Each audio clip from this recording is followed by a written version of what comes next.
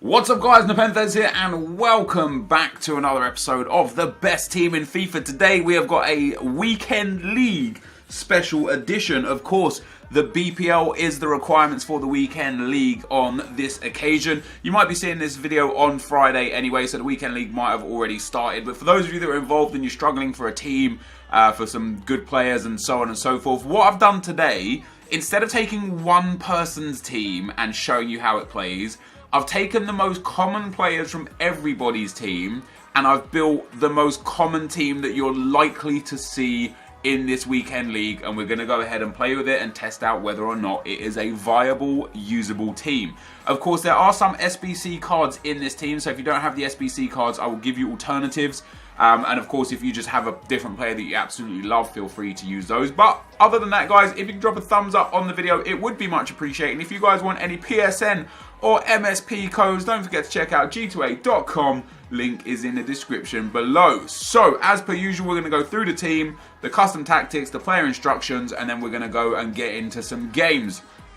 On the bench, these are a lot of guys that people are going to be using this weekend that didn't make the main team. So if you have these dudes, feel free to rotate. Hazard was there a lot, Son was there a lot, Willian, Bellerin was there a lot, Dembele, Rooney, Matic, and interestingly this Walcott were there a lot. One player that I thought I would see that I didn't see was the Sadio Mane 86 rated. He's just not there, which is surprising. And very, very interestingly, the goalkeeper isn't who I thought it would be. I thought the goalkeeper would be Butland. I barely saw any Butlands. It was like 80% De Gea and like a little bit Butland and a little bit Begovic, but mainly it was David De Gea in there. So when we start off our squad building, David De Gea is the main man. It's probably not too difficult to guess what two centre-backs you are going to come up against every single game this weekend. Of course, it is going to be Bailly and Smalling. Now, bear in mind that this weekend league allows you to have two non-BPL players. So you might see a lot of like some Randys here or there. But this is the trio in defence are going to be the Deadly Ledleys. The only other one player that I saw quite a lot at centre-back was in-form Winston Reid. I was surprised not to see many David Luiz cards. I was surprised not to see like Koscielny a lot. I was surprised to never ever see Kompany. But yeah, Bailly and Smalling, these three here, I think I'd be very surprised if you didn't come up against these 30 to 35 times out of the 40 games. In at right back, another player that you are just going to see all day, every day, and that is going to be, of course, Kyle Walker. There was a lot of Hector Bellerins. There was a lot of Kyle Walkers. I think Walker just edged it. There was a few inform Walkers and a few SBC Bellerins, but mostly you guys are using the base versions of these cards. And then last but not least, in at left back, I'm surprised at the left back. Not because of anything other than the fact that he was good way back when. And he's still a decent player in Luke Shaw, but there are better alternatives. I think Clichy offers a better defensive-minded left back because he's got medium work rates to Shaw's high-medium. And if you like the tall, physical, strong player, the Inform Moreno, the Inform... What's the dude's name? The dude from Chelsea. Can't remember his name. It's slipping my mind. Chelsea position. We're going to have to go left wing back. I obviously don't have it in my club. Let's go concept players. Alonso, there we go. I was surprised that Alonso wasn't in people's teams. He's an inch taller than Shaw, he's got better work rates than Shaw, and he's an all-round better player than Luke Shaw. But only like maybe 5 to 10% of people were showing me that they were using Alonso, I beg your pardon, this weekend. And almost everybody is going to be using Luke Shaw. This is a defence that you are likely to see an incredible amount of times this weekend league. So how do we set this defence up? Same as always, guys. The fullbacks to stay back while attacking. Everything else identical to how it should run. Of course, if you want to use Hector Bellerin, feel free. If you want to use Clichy or Alonso, I would highly recommend either of those. I'm not the hugest fan of Luke Shaw. He's not a horrendous defender. He's decent, in fact, but just personally, I don't really... I think there's better options than him out there right now. And then Bailly and Smalling, they are just great. If you've got Inform Reed, I would personally use Inform Reed over Bailly, but I would understand if you didn't want to. And then, of course, if you can't afford De Gea, Butland or Begovic are your go-to kind of guys. So, in midfield, the first midfielder that we are seeing is, of course, no surprise. What I was surprised about was the lack of number of people that are using the Inform Kante compared to using the regular Kante. The regular Kante is the guy who's getting the most love. So, yeah, he goes into the midfield as your first midfielder. The second midfielder, again, was a surprise to me, not because of how good or bad he is. It's because I thought I was one of a very few people that actually loved this card. But the other really, really highly picked midfielder was the Svc Fernandinho. Now, if you don't have Fernandinho in your club, if you don't have the SBC version because you didn't get him, Nemanja Matic, Wayne Rooney or Dembele are fantastic replacement choices. If you're looking for a more defensive-minded player with attacking creative abilities, Dembele is your man. He's got marginally less pretty much everywhere than Fernandinho and a little bit more physical, but he does have the skill moves. 4-star skill moves, and he's a lot taller. If you're looking for a defensive-minded player, Matic is your man. Again, a little bit less of everything than Fernandinho, but marginally better defending and much better physical. But once again, Matic has that super height, good work rates, good skill moves and weak foot for a centre midfielder. And if you're looking for just a flat-out attacking creative player, Wayne Rooney is your man. Again, Fernandinho better than him slightly in certain areas, marginally worse in passing, a bit worse in physical and a bit worse in shooting. But again, just depends on what you're looking for. But I was really surprised to see Fernandinho in most people's squads. Obviously, this sample size is just the people that follow me and just the people that have tweeted back to me in that given time. So it may well be an instance where you don't see Fernandinho much, and I was just, you know, it was just how the teams were sent to me. But the third and final midfielder was the most surprising to me, because I was expecting Kevin De Bruyne or Paul Pogba, which are the go-to guys and some fan favourites, but actually the final midfielder is going to be Player of the Month Dele Alli. It seems like everyone and their dog is using this card, and I feel like the reason why everyone is using this card is not only is he an incredible looking card, really, really well rounded apart from his defending stats, he is very, very cheap to achieve. He's 85,000 coins. So if you had Pogba, you could sell Pogba and then get Dele Alli instead. If you had De Bruyne, you could sell De Bruyne and get Dele Alli instead. And when we compare the stats to these kind of players, first up with Paul Pogba, I don't have him in my club, but when we look at him in concept players, when you compare Dele Alli to Paul Pogba, Dele has more pace and more shooting, which you kind of want in a midfielder, one less passing, one less dribbling, two less physical, and only four less defending. So actually the cards are remarkably similar. The only thing that you get with Pogba, obviously, as a standout is he's 4-star, 5-star, 6'3", high medium. But when you look at Dele Alli, I believe he's 6'2", high medium, 3-star, 3-star. So you are missing out on a one extra star of weak foot and 2-star skill moves. But other than that, as an attacking option, Dele Alli could be considered to be far more important than Paul Pogba. And the same with Kevin De Bruyne. When you look at Kevin De Bruyne's card, Dele Alli has more pace, more shooting, more dribbling, more defending, way more physical, and a little less passing. And again, okay, with De Bruyne, you get 4-star, 4-star. With Dele Alli, you only get 3-star, 3-star. But why would you pay for and use KDB when you've got this Player of the Month Dele Alli to hand? And even if you compare him to Rooney, he just head and shoulders above Rooney apart from physical. Head and shoulders above. So for the 85,000 coins that you're going to pay for this Dele Alli, he might well be one of the best midfielders for his money. Which is why I think absolutely everyone and their dog had him in a team that they're going to be using this weekend. I think we're going to see him a lot.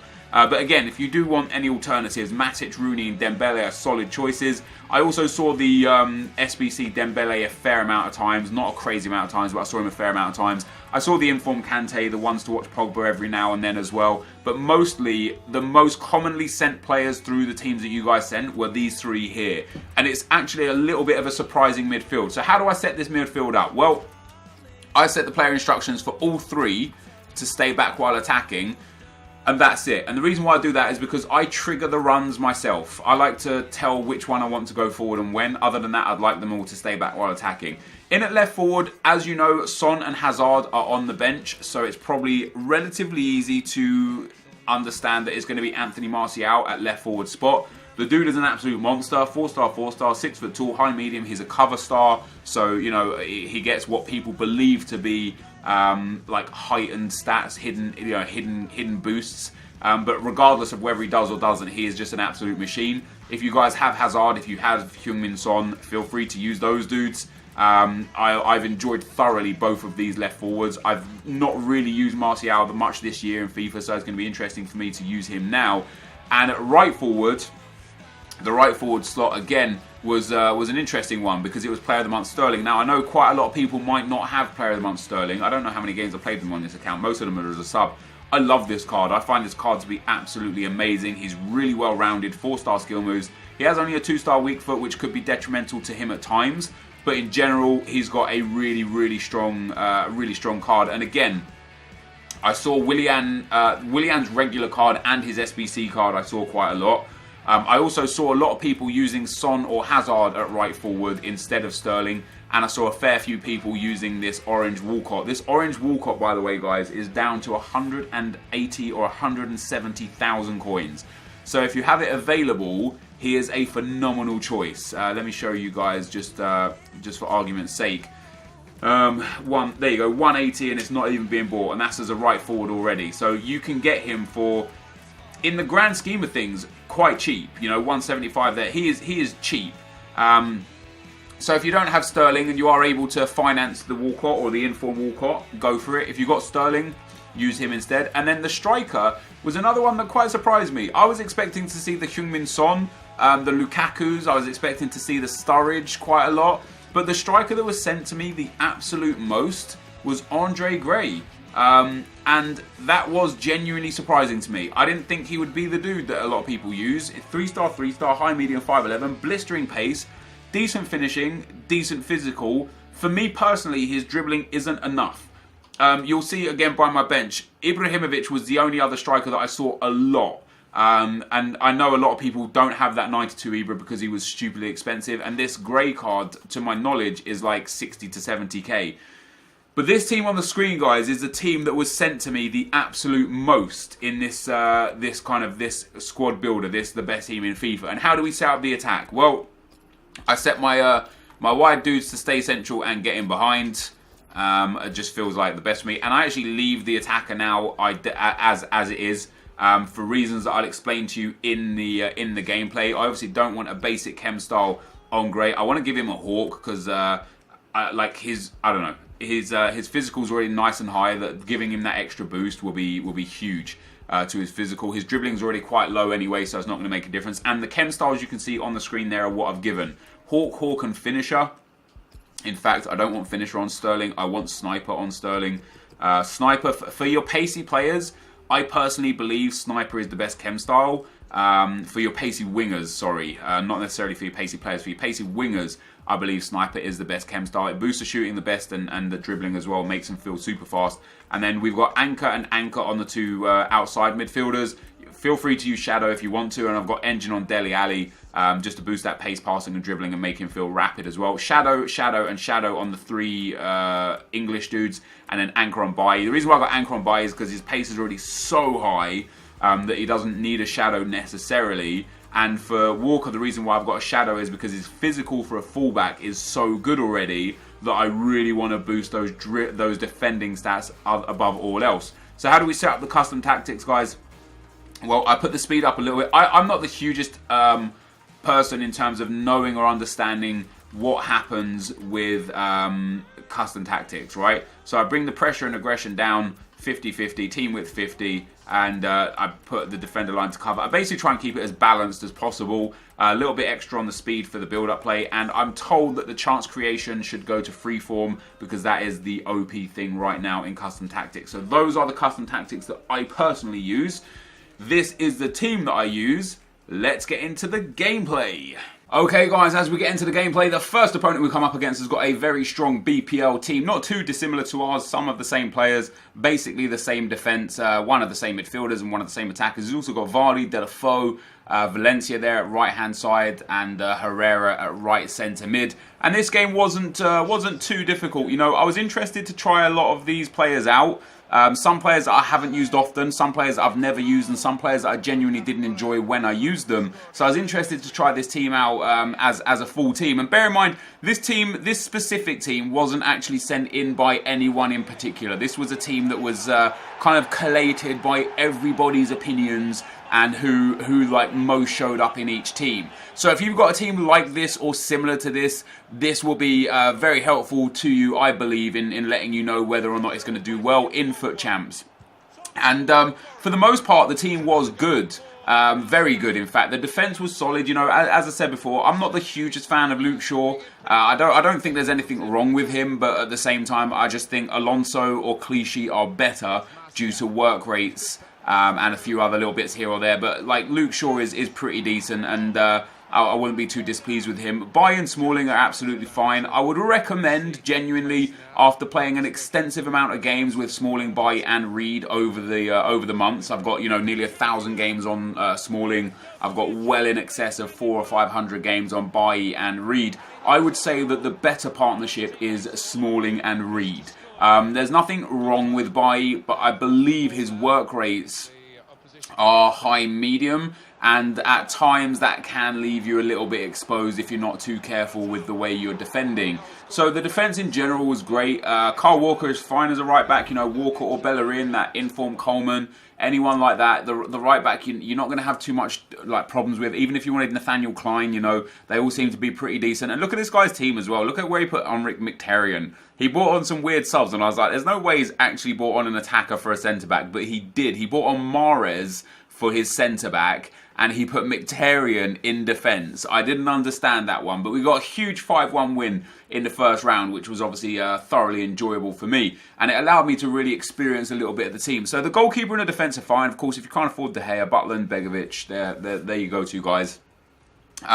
If you don't want to use Bailly or Smalling, you're going to have to pretty much go with Reed. Williams is a good centre-back as well. But I think you're going to see Bailly, Smalling, Williams, or potentially legend centre-backs this time around as we go into the second game. Like, you know, you might see a lot of Rio Ferdinand, specifically the lone Rio Ferdinands, for those that have got him from the SBC, just because you are allowed 2 non-EPL players, and Ferdinand he'll be a decent one. You might see a lot of Ferdinands, a lot of Vieiras, a lot of Hullits, a lot of Ronaldos. I know a lot of people are playing with Ronaldo and Contrao at striker, and then subbing Contrao out just so Ronaldo gets perfect chem at that left forward spot. So could still see some pretty weird stuff going on.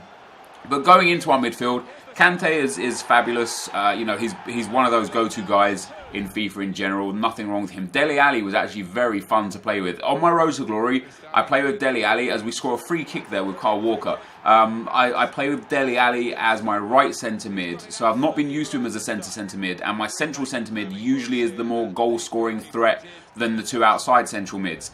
For me personally, that's usually Diego Costa that sits in that centre midfield spot. So to use Dele Alli in there, I could really feel how important his card was. He won a lot of aerial battles, he controlled the midfield, and he was always in the right spot at the edge of the box to be able to score the goals.